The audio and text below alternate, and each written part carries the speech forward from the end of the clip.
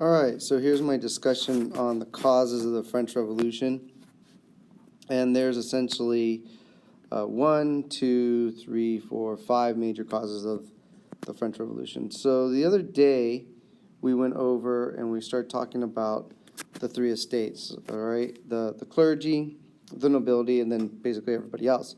And we kind of talked about the weaknesses and the positives and the disadvantages of being in each one.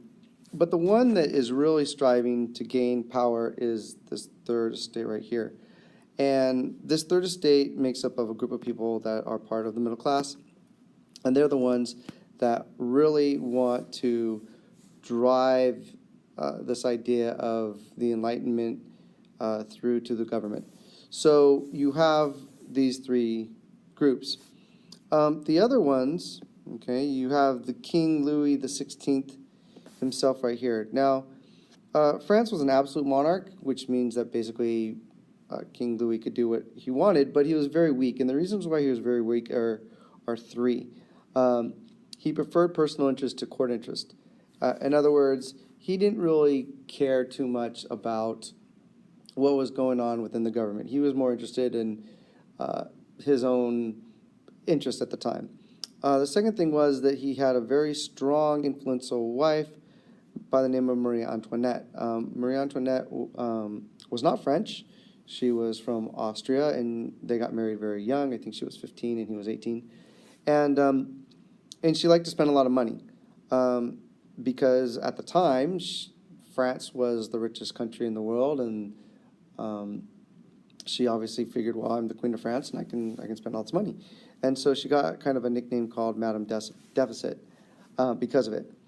And so she was spending a lot of the money, he was spending a lot of money, and when people would come to him, he really didn't make decisions. And that leads us to our third point about this weak king, is that he was a nice enough guy, but when people asked him to, hey, make some strong decisions about things, he really couldn't do it. He would be like, well, I'll get back to you tomorrow, I'll get back to you later, or, maybe somebody else can deal with it. And people would come up to him and go, hey, no, you're the king of France. You got to, make some of these decisions. And he really couldn't do it. It just wasn't in his nature to do it. So there's the second cause. Third cause right here, financial difficulties. So let's talk about the one on the left first, then we'll talk about the one on the right. You definitely need tax reform in France. Again, where you've got most of the money coming from one group, that's not a good thing. And so the peasants and the bourgeoisie were unhappy because they had to pay all the taxes. So they were paying all the taxes, especially the bourgeoisie, and they weren't getting really anything for it. Essentially, the nobles were taking it and spending it all, or making very poor decisions with it, in the case of Louis XVI. Nobles were determined not to give up their tax concessions. So you had the nobility saying, you know what, we're not going to pay any taxes. We're just not going to pay it.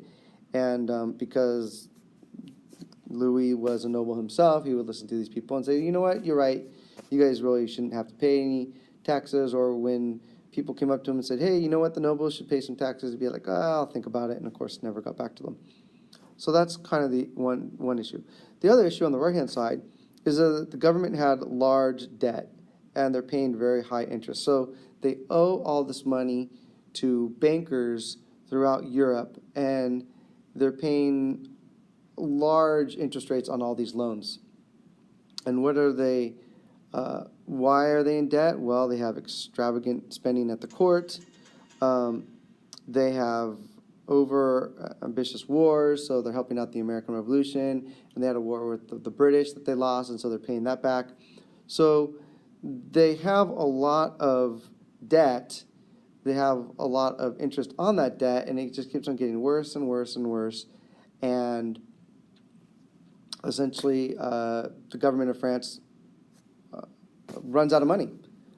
They go into major deficit spending, and so essentially the King of England is told, look, you got to have these other two estates pay some more, and of course he's like, well, I'll get back to you on it. Other things. Okay, other items that we should know about is France is sending troops and supplies to aid the American Revolution. Why is this important? Well, these troops are coming back looking at the American Revolution, looking at the revolutionary ideas, their stand against tyranny with England. They're forming a republic. They're listening to the men that are involved in this struggle, and they're liking what they hear. They're liking the fact that America is setting up this republic, and then, of course, they're going to take the ideas from the American Revolution and try to superimpose them. I know that's a fancy word, but basically take the ideas and copy them over to the French idea of doing things, and it's not going to work out very well. Lastly, okay, you've got the Age of Enlightenment. You've got this idea of it appeals to the bourgeoisie because they like this idea of equality and liberty and all the things that go with the Enlightenment. They start to challenge this absolute rule of the king. They're like, hey, you know what? Why don't we have more of a government like in England, where people have rights and they have representatives? Why do we have a king that makes all these decisions, and when we ask him to make decisions, he doesn't really make them anyway? And then, of course, they like the idea of a liberal society can flourish with a free commerce, which the French don't have because everything is controlled by the clergy and by the nobles. So in a nutshell, okay, this is what's going on during this time period, and these are the causes of the French Revolution. So if you have any questions, please ask me in class tomorrow. Thanks a lot.